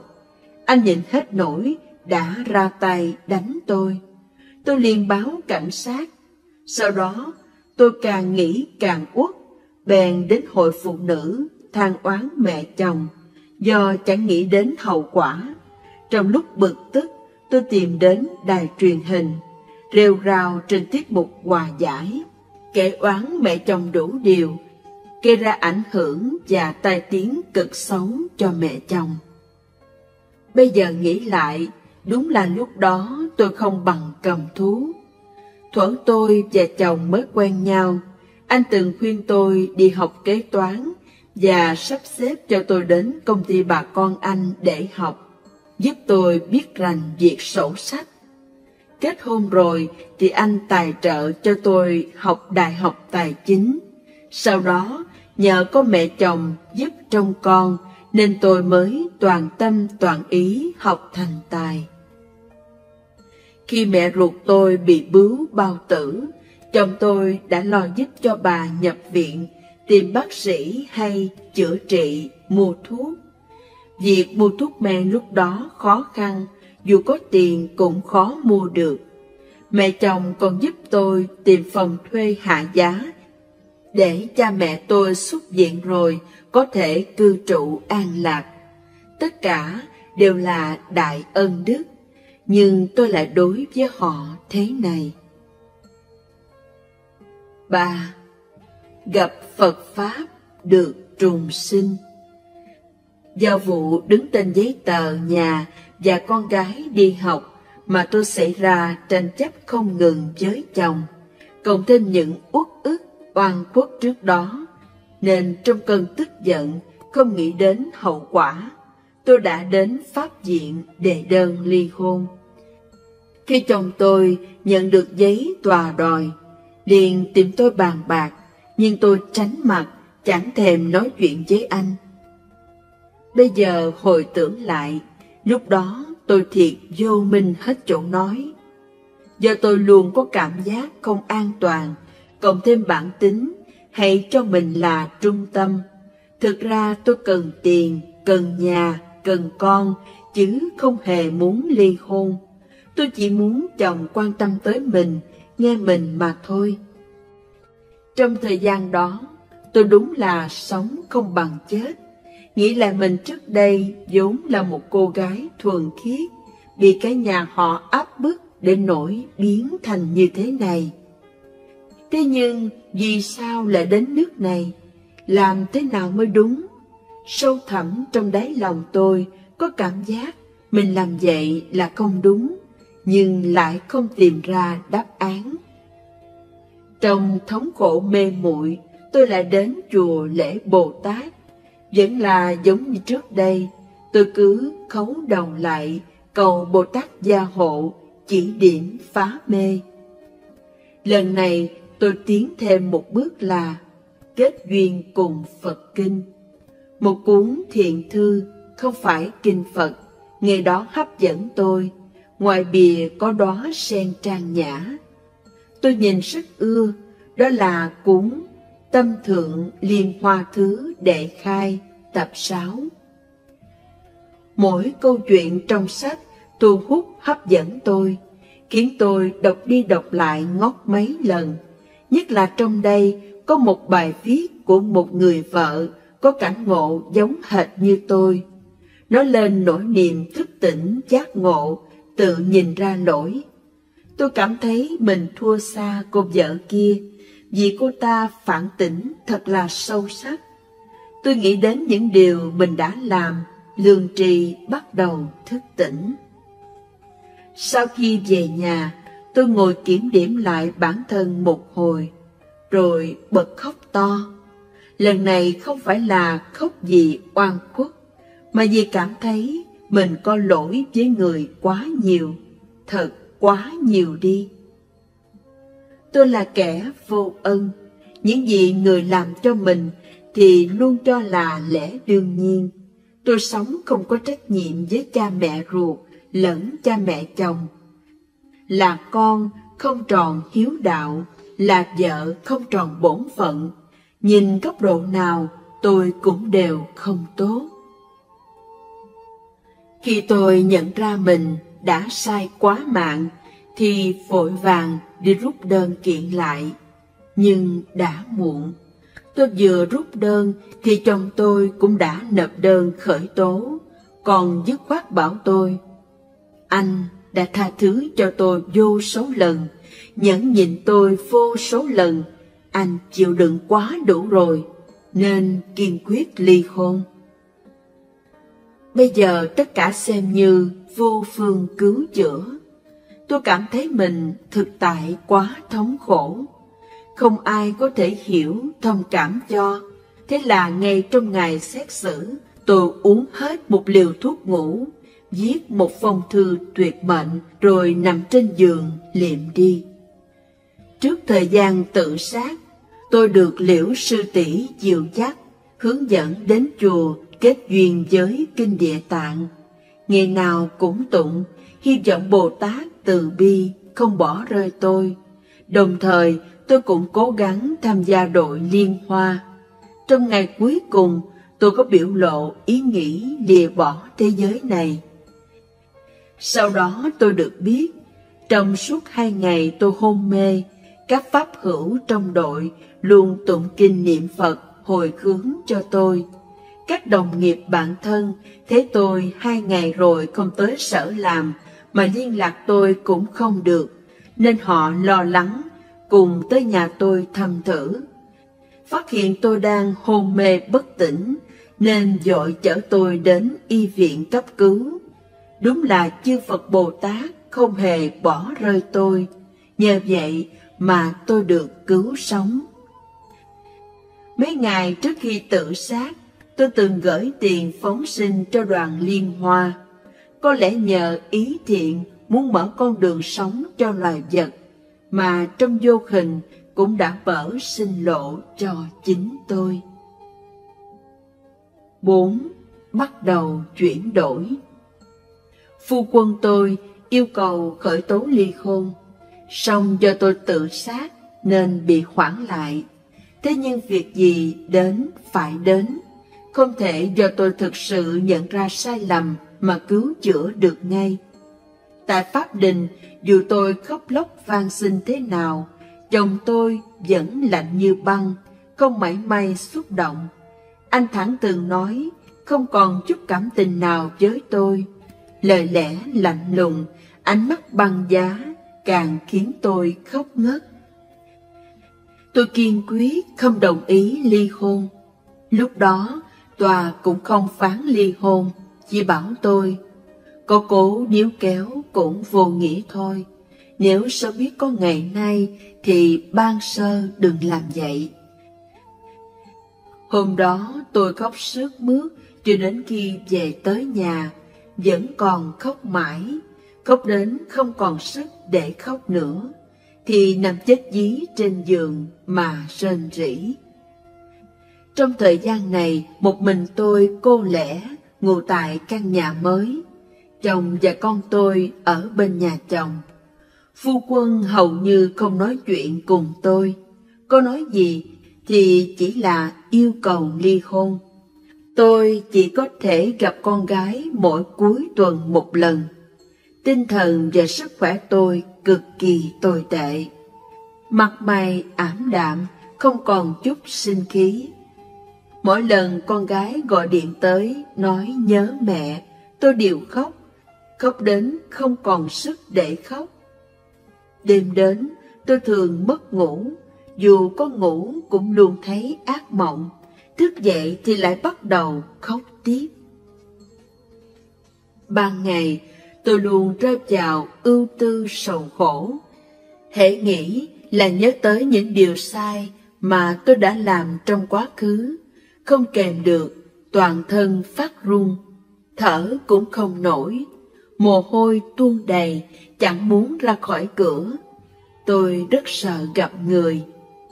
Cả thân tâm đều bị dày vò bởi niềm xấu hổ, không thể tưởng tượng được rằng mình có thể sống tiếp trong tương lai. Điều khiến tôi cảm động nhất là cho dù tôi xấu xa như thế, chư Phật Bồ Tát vẫn từ bi không bỏ rơi một chúng sinh đang quẩy đạp trong đau khổ như tôi, vẫn nhất định cứu tôi. Các sư trưởng, bằng hữu thân thiết cũng không lìa bỏ tôi, từ bi giúp tôi. Các pháp hữu trong đội Tâm Thượng Liên Hoa cũng không bỏ rơi hay ngại tôi làm phiền chi, ngược lại còn rất nhẫn nại hướng dẫn tôi. Với sự dìu dắt của chư pháp hữu Phật tử, tôi ra sức sửa lỗi đổi mới, khởi sự tụng kinh Địa Tạng, tụng mỗi ngày, hơn nữa còn sao chép lễ lại Bồ Tát Địa Tạng Vương, viết ra những cảm ngộ nhờ tụng kinh mà tâm chuyển hóa. Ở trước chư Phật Bồ Tát, tôi thành tâm ăn năn sám hối những lỗi sai của mình, phát nguyện sửa lỗi đổi mới. Khi tôi hồi tưởng đến những lỗi bất hiếu trong quá khứ của mình, tôi chìm đắm trong khổ sầu, không ngoi lên được. Đến tụng kinh chẳng nổi. Các pháp hữu khuyên tôi, những sai lầm trong quá khứ đã vô phương cứu chữa, và nhân quả hiện tại cũng đã trừng trị tôi rồi. Tại nơi đây, tôi đặc biệt muốn cảm ơn các pháp hữu trong đội Liên Hoa, nhất là sư tỷ Tố Tâm. Trong tháng ngày khốn khổ cực cùng của tôi, chị Tố Tâm luôn kề vai sát cánh, chia sẻ kinh nghiệm tu hành của chị nơi nhà mẹ chồng để khuyến khích cổ vũ tôi, đem đến cho tôi sự phù trợ lớn lao không gì có thể sánh. Nếu như không nhờ chị, có lẽ tôi khó thể chuyển đổi nhanh như thế này. Chị Tố Tâm dạy tôi nên bắt đầu sửa đổi từ những chi tiết nhỏ nhặt nhất trong cuộc sống. Chẳng hạn như phải quét dọn nhà sạch sẽ, phòng ốc giữ thanh khiết, vật gì không cần thì thanh lý cho đi. Khi tôi quét nhà, lau dọn, tôi có cảm giác như đang lau chùi tâm mình, quét sạch hết mọi ô uế ra khỏi tâm, sau đó thì niệm Phật, tâm mới tịnh hóa. Còn có pháp hữu khuyên tôi đọc Liễu Phạm Tứ Huấn, bảo tôi hãy để tất cả lỗi lầm chết theo ngày hôm qua, xem hôm nay là một ngày mới bắt đầu, rằng nghiệp lực tuy lớn nhưng nguyện lực từ bi của chư Phật Bồ Tát còn lớn hơn. Hãy đem nỗi niềm cảm ngộ tri ân chư Phật Bồ Tát theo mình, để khi đi đường, ngồi xe, làm cơm, nấu bếp hay quét dọn, nghĩa là làm gì trong bất cứ thời khắc nào cũng phải âm thầm niệm Phật, nên hành xử tương xứng với lòng từ và trí huệ của chư Phật Bồ Tát, và nguyện đem phúc điền này hồi hướng cho chúng sinh. Cứ thế, từng bước, tôi khuôn tập thói quen tốt này, tâm tư dần chuyển sáng. Tôi thực sự ý thức, làm tổn hại người chính là tự làm tổn hại mình. Muốn sửa quan niệm ích kỷ xa xưa của mình, tôi không nóng nảy hấp tấp, không cho mình là trung tâm, luôn đặt mình vào vị trí người mà thông cảm, hiểu thấu, khoan dung, nhẫn nại, chịu khó với người. Tôi thường quan sát, kiểm lỗi nội tâm mình, hễ vừa khởi niệm xấu thì lập tức sám hối để tiêu trừ ngay. Lo buông bỏ ngã chấp, học và hành theo gương từ bi trí huệ của chư Phật Bồ Tát, chỗ chỗ đều nghĩ cho người, học cách sống, biết tri ân và báo đáp. 5. Sửa lỗi, học tri ân. Ngẫm kỹ lại, trước đây tôi có rất nhiều điều không phải. Là con thì bất hiếu, chẳng quan tâm cha mẹ. Làm dâu thường xung đột mẹ chồng, làm vợ không dịu hiền. Hiện thời tôi cần làm tròn bổn phận mình, thậm chí phải làm cho chu đáo, ưu tú. Đầu tiên tôi phải sửa đổi với gia đình. Sau đó thì tôi chẳng quan tâm tới việc có ly hôn hay không. Bất kể chồng tôi quyết định thế nào, tôi đều phải sửa lỗi, đổi mới, lo hoàn thiện bản thân mình, chứ chẳng phải vì muốn không ly hôn mà sửa. Bởi trong quá khứ tôi đã làm sai, đã mang lại nhiều thống khổ cho người bên cạnh. Vì vậy mà tôi muốn chuộc tội bằng cách sửa đổi chính mình. Dù thế nào, tôi cũng phải làm chu toàn trách nhiệm của mình. Nếu như duyên phận chúng tôi đã hết, anh muốn ly hôn, thì tôi xin chiều ý và chân thành chúc anh hạnh phúc. Tâm được bình hòa lại rồi, tôi không còn chấp trước hay muốn thủ riêng gì nữa. Dần dần, những ưu tư trói buộc tôi càng ít đi. Hồi xưa, mỗi ngày cứ khoảng 3 giờ chiều là tâm tôi suy sụp, buồn bã, cứ muốn khóc, muốn phát khùng, thậm chí muốn tự sát. Giờ đây các suy nghĩ tiêu cực này ngày càng ít đi. Cho đến qua năm mới thì không còn nữa. Ban đêm tôi cũng không còn mất ngủ hay nằm thấy ác mộng chi, mà ngủ rất ngon, khiến các bạn bè và sư trưởng chung quanh đều khen tôi thay đổi lạ đến mức hầu như không còn giống gì ngày trước. Sắc diện cũng trở nên đẹp hơn. Trong công tác, tôi đối với công ty, đồng sự quan tâm nhiều hơn, nhiệt tình, chăm chỉ, mối quan hệ giao hảo rất tốt. Về công tác cảm thấy rất thuận lợi, trong sinh hoạt càng lúc càng chan hòa lòng yêu thương, tri ân, từ bi. Nhưng quá trình sửa lỗi của tôi, kể thì thấy dễ vậy, chứ trong thực tế tôi thường phải tập tành, làm đi làm lại nhiều lần, vì chỉ cần một chút không cẩn thận là mất tỉnh giác, tập khí mê muội hồ đồ sẽ bộc phát y như xưa và khiến tôi làm sai. Có một dạo tôi chìm trong chấp trước, đắm trong thống khổ mà chẳng thể ngóc đầu lên. Những lúc đó tôi rất phiền muộn nên tìm chị Tố Tâm nhờ tháo gỡ giùm. Hồi đầu có lần tôi nhắn tin cho chồng rất lâu mà không thấy hồi âm, tôi nhân đó bị chìm vào vực thẳm buồn sầu. Chị Tố Tâm khuyên phải tin chư Phật Bồ Tát. Chị bảo tôi tụng 21 biến tâm kinh để dừng vọng niệm.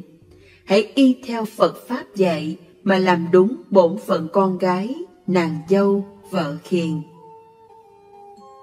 Tôi cũng đến nhà cha mẹ ruột sám hối với phụ thân, vì trước đây cư xử lãnh đạm, làm ông buồn.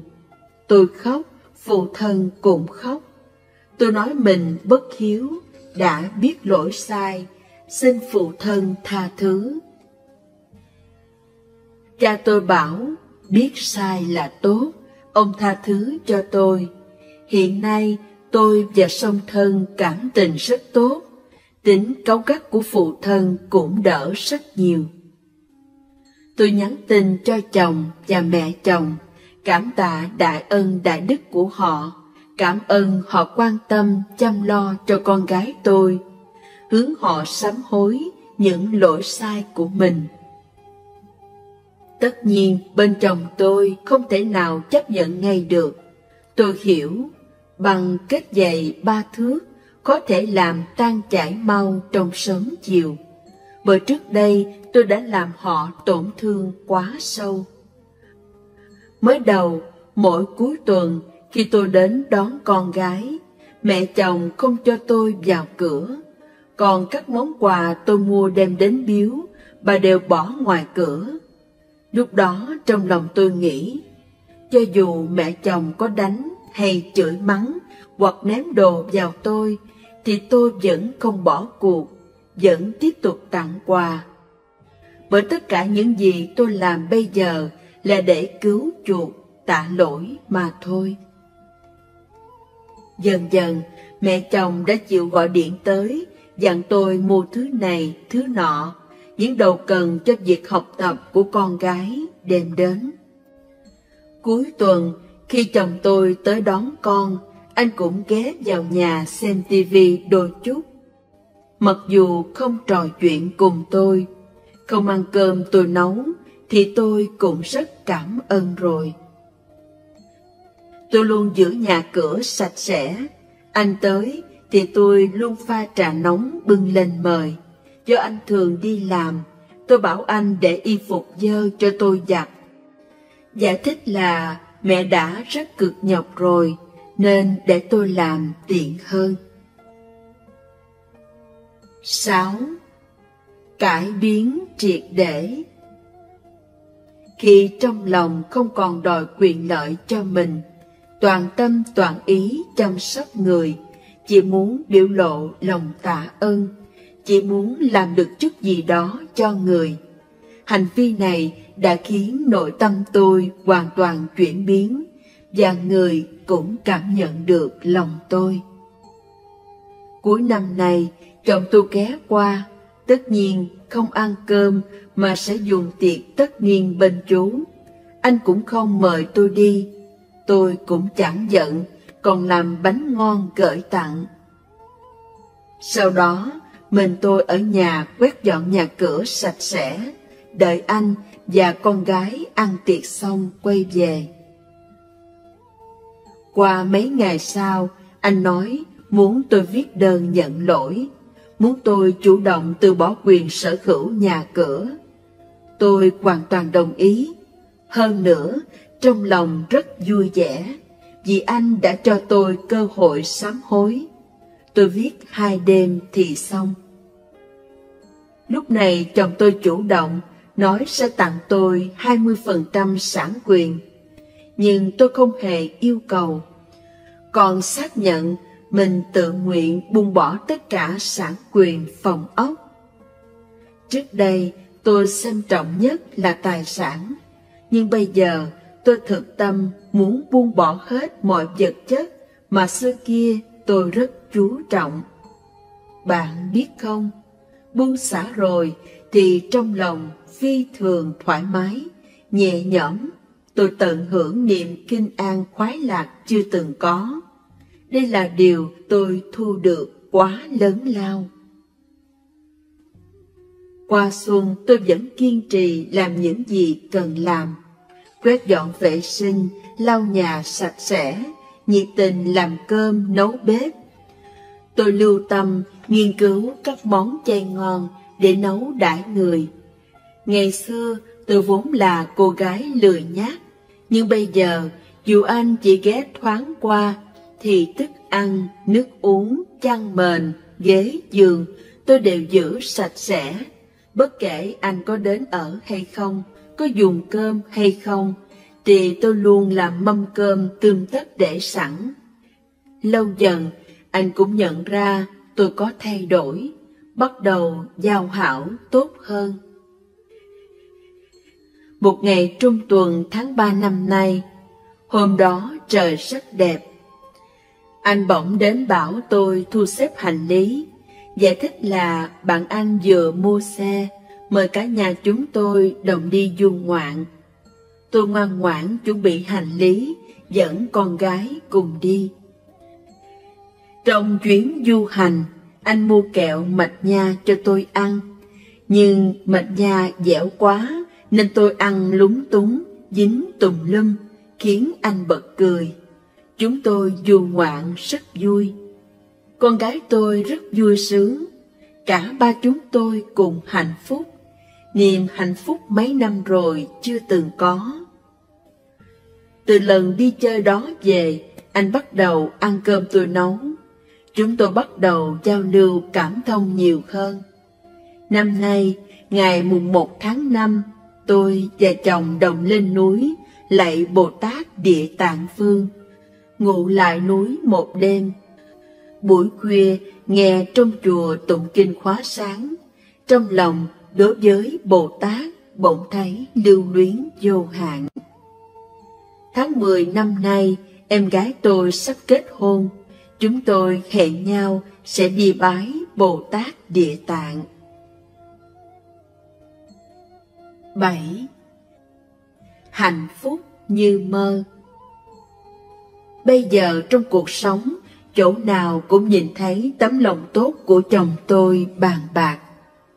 Khi anh ở nhà thì từ sáng sớm đã thức dậy, nấu nước nóng, pha trà, đặt bên cửa sổ. Đợi con gái và tôi thức dậy rồi thì có trà ấm nóng để uống. Khi tôi và con gái đi đánh răng rửa mặt thì anh vào xếp mền. Tôi bảo anh đừng xếp, để đấy lát nữa tôi làm.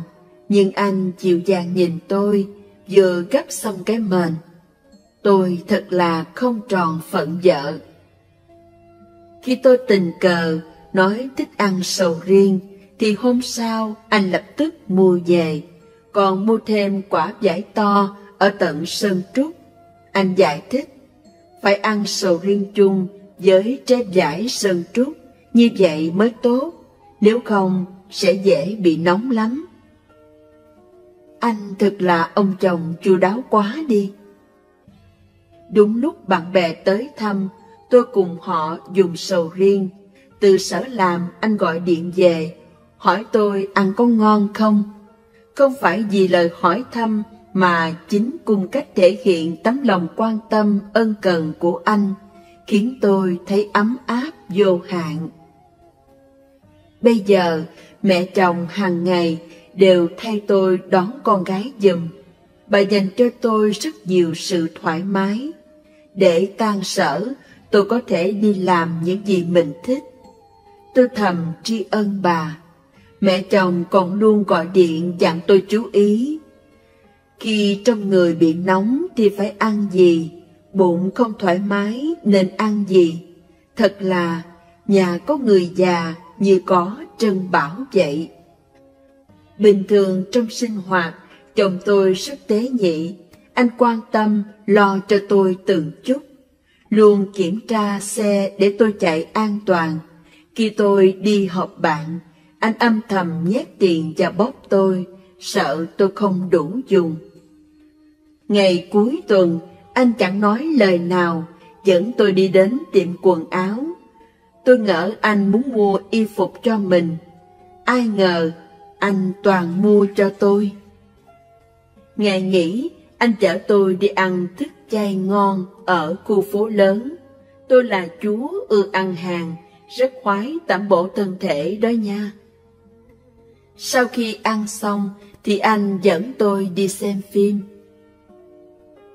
Cuối tuần trước, anh chở tôi đến khu đại lâu cao 46 tầng để ngắm cảnh. Những gì anh làm cho tôi đều biểu lộ tình thương nồng ấm. Tôi đứng bên sông say sưa ngắm cảnh, góc độ nào cũng đẹp. Tôi nhìn thấy hòn ngọc Đông Phương, trung tâm Hoàng Châu, trung tâm Thượng Hải, đẹp quá trời đi. Rồi tôi nhìn sang anh, thầm nghĩ tấm lòng anh mới là đẹp nhất, đẹp hơn mọi mỹ cảnh quanh đây. Anh đối với tôi thật ấm áp, chan hòa tình thương, khiến tôi như tan biến trong đó. Cuộc sống gia đình hạnh phúc quá tuyệt vời mà tôi có được đây chính là nhờ Phật Pháp, nhờ chư thiện tri thức đã chỉ dẫn tôi, giúp tôi thức tỉnh, nguyện sửa đổi mình, phát tâm sám hối, tri ân. Biết nhìn điểm tốt nơi người bên cạnh mình, từ bỏ lòng ích kỷ nhỏ nhen, hiểu rằng sống nên biết cho ra, thay vì cứ đòi nhận. Kể từ đó, tất cả đều thay đổi. Tôi không ngờ mình lại thu hoạch quá nhiều điều phi diệu. Đến nỗi tôi chỉ biết kinh ngạc và mừng vui bất tận. Hiện tại tôi chỉ có thể công phu vào lúc rảnh, do bận đi làm, bận lo cho gia đình. Dù thời khóa công phu được tôi dành cho thời gian rất ít, nhưng đối với Phật Pháp, tín tâm tôi càng lúc càng mạnh. Tôi không còn chấp vào quá khứ để khổ đau, tiếp tục học tập thực hành Phật Pháp, vui với hạnh phúc an lạc hiện tại. Trước mắt, tạm thời chồng tôi vẫn chưa hiểu việc tu trì tụng kinh của tôi. Vì không muốn làm phiền anh nên tôi thường tụng thầm, niệm Phật, niệm Bồ Tát Địa Tạng Vương, âm thầm, tiếp tục hồi hướng cho chúng sinh, cho thế giới. Ghi thêm, hôm kia chúng tôi đi làm giấy tờ nhà, anh lại ghi tên tôi vào.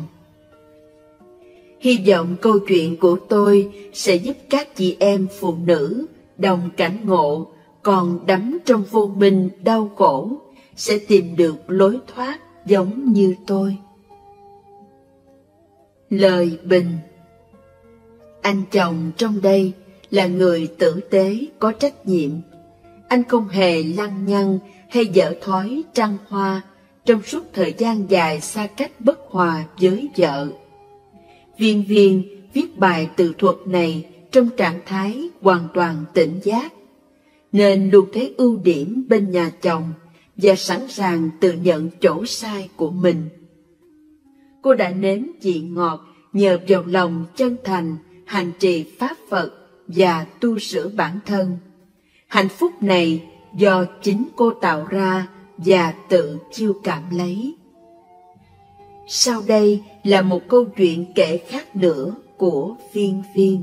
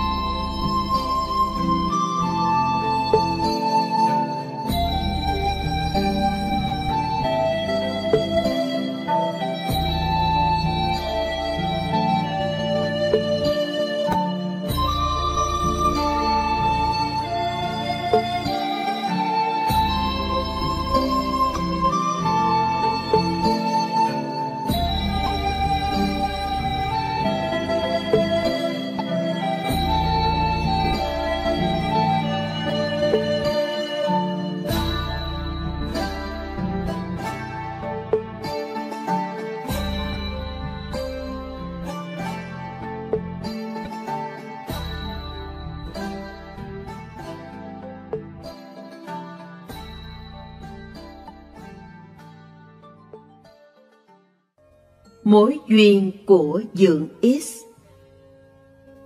Dượng X là chồng của cô tôi.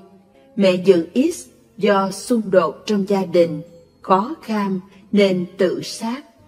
Tính cô tôi vốn nóng nảy không tốt, nên đối với Dượng rất lạnh nhạt. Có thể nói là hôn nhân họ chẳng hợp nhau. Hồi đó, Dượng rất muốn ly hôn, nhưng sau khi nghe một người bạn nói, do anh ta ly hôn mà con trai tự sát, nên Dượng vì lo nghĩ cho con trai mà không ly hôn. Đợi đến khi con trưởng thành rồi, Dượng mới ly hôn. Dượng và cô tôi ly hôn rồi, nhân duyên chuyển xoay khiến Dượng gặp người vợ hiện tại đây. Do vợ sau là cô gái trẻ đẹp, kém Dượng 20 tuổi, nên Dượng cũng sợ nếu kết hôn sẽ không ổn, nên đối với việc tái hôn này, lòng rất ưu tư. Dượng có một người bạn là đệ tử một vị sư tu ở ngôi chùa nơi Quảng Tây, được bạn giới thiệu đi gặp sư phụ. Dượng dẫn theo cô bạn gái trẻ đẹp đến chùa, nhưng để cô bạn gái đứng bên ngoài chờ đợi. Sau khi Dượng vào chùa rồi, sư phụ liền bảo, ông bình sinh xử việc rất tốt, vợ của ông hiện đang đứng đợi ở bên ngoài. Rồi sư phụ giảng rõ căn nguyên mối lương duyên hiện thời của Dượng như sau. Khoảng 30 năm trước, lúc ông đang học đại học, lần nọ đi đường tình cờ gặp một thiếu nữ chết đuối. Ông đã bỏ ra 10 đồng, nhờ thuyền phu vớt cô gái ấy lên. Hồi ấy 10 đồng là số tiền rất lớn. Do cô gái được vớt lên, thân không còn y phục, nên ông liền cởi áo khoác đắp cho cô. Sau đó đặt thi thể cô bên đường, đợi người thân đến nhận. Cô gái này hiện nay đã chuyển thế, chính là vị cô nương đang đứng bên ngoài đợi ông. Dượng cũng kể cho tôi nghe, cô gái hiện thời so với cô gái chết đuối năm xưa, diện mạo rất giống nhau. Tuổi tác tính từ năm cô chết đến sinh ra cũng rất phù hợp. Sau khi nghe sư phụ giảng nhân quả, Dượng mới an lòng và quyết định kết hôn với mỹ nữ này. Về sau, họ có một con trai. Dượng độ 50 tuổi, còn cô vợ xinh như hoa kia chỉ khoảng 30. Họ là cặp đôi, chồng già vợ trẻ điển hình, chung sống rất hạnh phúc. Dượng bản tính tốt, rất trọng nghĩa, nhà lại rất giàu. Cho dù đã ly hôn, Dượng cũng chia nhà và nhiều tiền cho vợ trước. Khi vợ trước bệnh, Dượng lo cưu mang, chăm sóc chu đáo. Nhưng lúc Dượng bệnh thì vợ trước không lo, tất cả đều do một tay cô vợ sau chăm sóc. Lúc Dượng sinh bệnh, các bác sĩ chuyên môn đều nói là bị ung bướu. Sư phụ dạy Dượng nên phóng sinh. Tuy không hiểu biết gì, nhưng Dượng cũng mua nhiều rùa thả. Nói ra cũng lạ, bệnh Dượng lại được lành, chẳng biết cùng phóng sinh có quan hệ chi chăng. Nhưng tôi cảm thấy Dượng rất có duyên với Phật. Sau khi lành bệnh, Dượng bèn dẫn vợ con đi triều lễ thánh địa của chư Phật Bồ Tát. Tôi kể chuyện Dượng là muốn nói về nhân quả. Do mẹ tôi không tin Phật, nhưng vì câu chuyện của Dượng chân thật như thế, nên mẹ tôi nhờ đây mà bắt đầu tin sâu nhân quả. Vợ chồng là duyên, do ác duyên hay thiện duyên mà tìm đến với nhau, không duyên thì chẳng kết. Cô tôi là vợ trước, lại chẳng chăm lo cho Dượng, có lẽ duyên và nợ không sâu. Nhưng cô vợ sau vì báo ân mà tìm đến, dù ngày xưa Dượng chỉ cứu thân xác cô. Nhưng nghĩa cử và tấm lòng nhân hậu của Dượng vẫn được thiện báo.